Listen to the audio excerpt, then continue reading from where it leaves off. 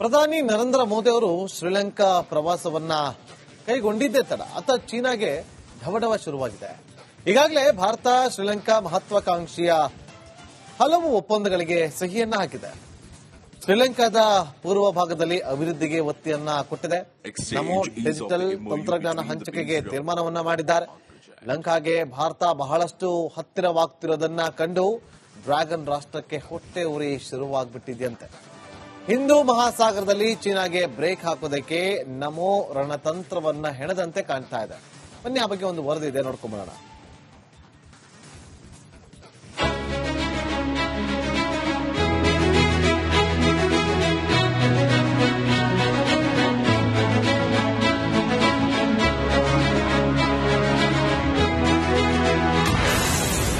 ದ್ವೀಪ ರಾಷ್ಟ್ರದಲ್ಲಿ ಪ್ರಧಾನಿ ಮೋದಿ ದಿಟ್ಟ ನಿಲುವು.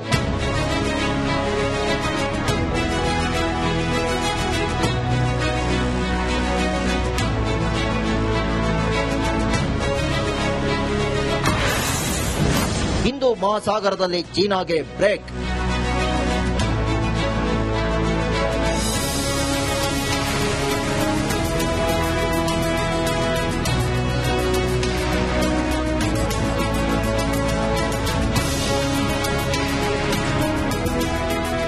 ದ್ವೀಪ ರಾಷ್ಟ್ರಕ್ಕೆ 3 ದಿನಗಳ ಕಾಲ ಪ್ರವಾಸದಲ್ಲಿರುವ ಪ್ರಧಾನಿ ಮೋದಿ ಶ್ರೀಲಂಕಾ ರಾಜಧಾನಿ ಕೊಲಂಬೋಗೆ ಆಗಮಿಸುತ್ತಿದ್ದಂತೆ ಭವ್ಯ ಸ್ವಾಗತ ದೊರೆಯಿತು.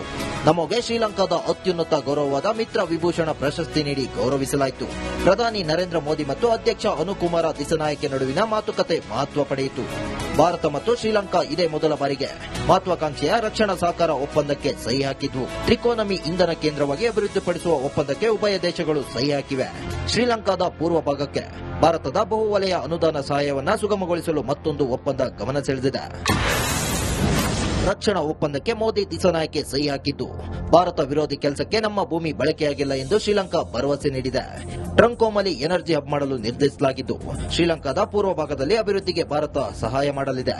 ಡಿಜಿಟಲ್ ತಂತ್ರಜ್ಞಾನ ಹಂಚಿಕೆಗೆ ಭಾರತ ಒಪ್ಪಿದ್ದು ಆರೋಗ್ಯ, ವ್ಯಾಪಾರ, ಗ್ರಾಮೀಣಾಭಿವೃದ್ಧಿಗೆ ಆದ್ಯತೆ ನೀಡಲಾಗಿದೆ.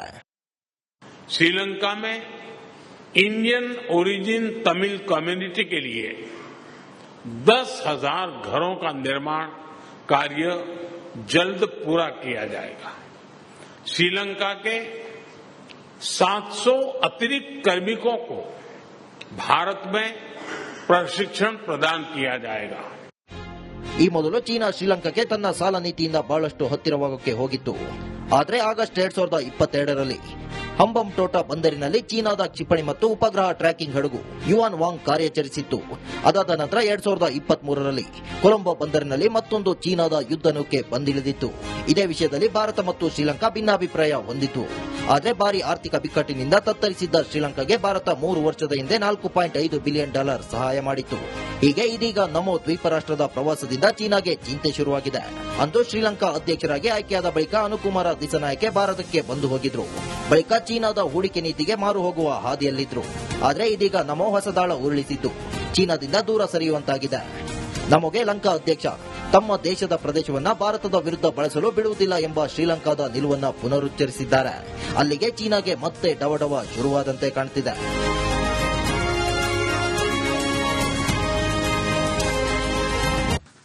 ಪ್ರಧಾನಿ ನರೇಂದ್ರ ಮೋದಿ ಅವರು ಶ್ರೀಲಂಕಾ ಪ್ರವಾಸವನ್ನ ಕೈಗೊಂಡಿದ್ದೇ ತಡ ಅತ್ತ ಚೀನಾಗೆ ಢವಢವ ಶುರುವಾಗಿದೆ. ಈಗಾಗಲೇ ಭಾರತ ಶ್ರೀಲಂಕಾ ಮಹತ್ವಾಕಾಂಕ್ಷಿಯ ಹಲವು ಒಪ್ಪಂದಗಳಿಗೆ ಸಹಿಯನ್ನ ಹಾಕಿದೆ. ಶ್ರೀಲಂಕಾದ ಪೂರ್ವ ಭಾಗದಲ್ಲಿ ಅಭಿವೃದ್ಧಿಗೆ ಒತ್ತಿಯನ್ನ ಕೊಟ್ಟಿದೆ. ನಮೋ ಡಿಜಿಟಲ್ ತಂತ್ರಜ್ಞಾನ ಹಂಚಿಕೆಗೆ ತೀರ್ಮಾನವನ್ನ ಮಾಡಿದ್ದಾರೆ. ಲಂಕಾಗೆ ಭಾರತ ಬಹಳಷ್ಟು ಹತ್ತಿರವಾಗ್ತಿರೋದನ್ನ ಕಂಡು ಡ್ರ್ಯಾಗನ್ ರಾಷ್ಟ್ರಕ್ಕೆ ಹೊಟ್ಟೆ ಉರಿ ಶುರುವಾಗ್ಬಿಟ್ಟಿದೆಯಂತೆ. ಹಿಂದೂ ಮಹಾಸಾಗರದಲ್ಲಿ ಚೀನಾಗೆ ಬ್ರೇಕ್ ಹಾಕೋದಕ್ಕೆ ನಮೋ ರಣತಂತ್ರವನ್ನ ಹೆಣದಂತೆ ಕಾಣ್ತಾ ಇದೆ. ಬನ್ನಿ ಆ ಬಗ್ಗೆ ಒಂದು ವರದಿ ಇದೆ, ನೋಡ್ಕೊಂಡ್ಬರೋಣ.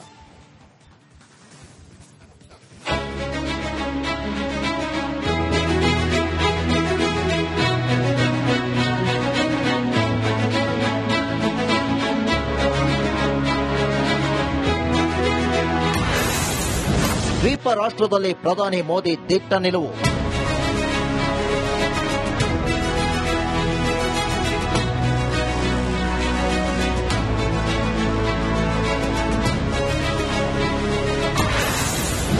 ಹಿಂದೂ ಮಹಾಸಾಗರದಲ್ಲಿ ಚೀನಾಗೆ ಬ್ರೇಕ್.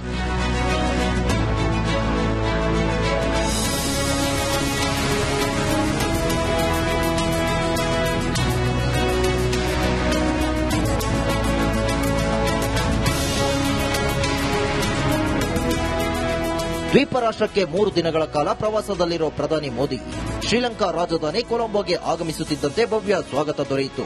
ನಮಗೆ ಶ್ರೀಲಂಕಾದ ಅತ್ಯುನ್ನತ ಗೌರವವಾದ ಮಿತ್ರ ವಿಭೂಷಣ ಪ್ರಶಸ್ತಿ ನೀಡಿ ಗೌರವಿಸಲಾಯಿತು.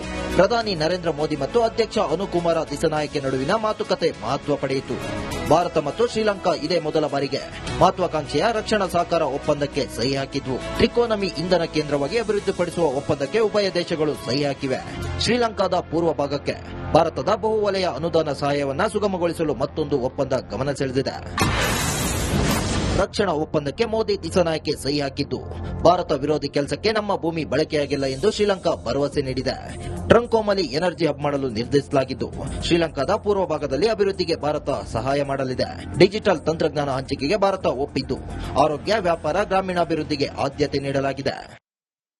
श्रीलंका में इंडियन ओरिजिन तमिल कम्युनिटी के लिए 10,000 घरों का निर्माण कार्य जल्द पूरा किया जाएगा. श्रीलंका के 700 अतिरिक्त कार्मिकों को भारत में प्रशिक्षण प्रदान किया जाएगा. ಈ ಮೊದಲು ಚೀನಾ ಶ್ರೀಲಂಕಾಕ್ಕೆ ತನ್ನ ಸಾಲ ನೀತಿಯಿಂದ ಬಹಳಷ್ಟು ಹತ್ತಿರವಾಗೋಕೆ ಹೋಗಿತ್ತು. ಆದರೆ ಆಗಸ್ಟ್ 2022ರಲ್ಲಿ ಹಂಬಂ ಟೋಟಾ ಬಂದರಿನಲ್ಲಿ ಚೀನಾದ ಕ್ಷಿಪಣಿ ಮತ್ತು ಉಪಗ್ರಹ ಟ್ರ್ಯಾಕಿಂಗ್ ಹಡಗು ಯುವಾನ್ ವಾಂಗ್ ಕಾರ್ಯಾಚರಿಸಿತ್ತು. ಅದಾದ ನಂತರ 2023ರಲ್ಲಿ ಕೊಲಂಬೋ ಬಂದರಿನಲ್ಲಿ ಮತ್ತೊಂದು ಚೀನಾದ ಯುದ್ಧ ನೌಕೆ ಬಂದಿಳಿದಿತ್ತು. ಇದೇ ವಿಷಯದಲ್ಲಿ ಭಾರತ ಮತ್ತು ಶ್ರೀಲಂಕಾ ಭಿನ್ನಾಭಿಪ್ರಾಯ ಹೊಂದಿತ್ತು.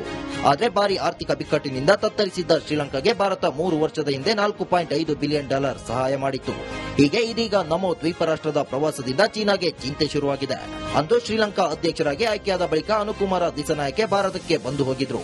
ಬಳಿಕ ಚೀನಾದ ಹೂಡಿಕೆ ನೀತಿಗೆ ಮಾರು ಹೋಗುವ ಹಾದಿಯಲ್ಲಿದ್ರು.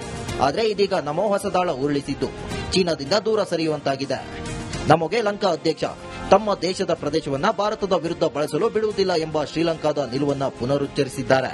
ಅಲ್ಲಿಗೆ ಚೀನಾಗೆ ಮತ್ತೆ ಡವಡವ ಶುರುವಾದಂತೆ ಕಾಣ್ತಿದೆ.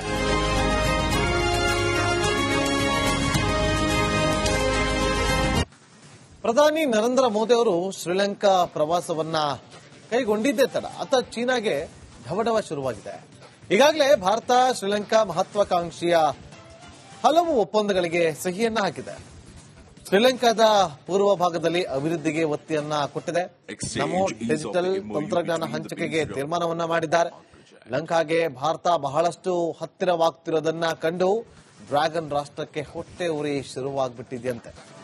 ಹಿಂದೂ ಮಹಾಸಾಗರದಲ್ಲಿ ಚೀನಾಗೆ ಬ್ರೇಕ್ ಹಾಕೋದಕ್ಕೆ ನಮೋ ರಣತಂತ್ರವನ್ನ ಹೆಣದಂತೆ ಕಾಣ್ತಾ ಇದೆ. ಬನ್ನಿ ಆ ಬಗ್ಗೆ ಒಂದು ವರದಿ ಇದೆ, ನೋಡ್ಕೊಂಡ್ಬರೋಣ.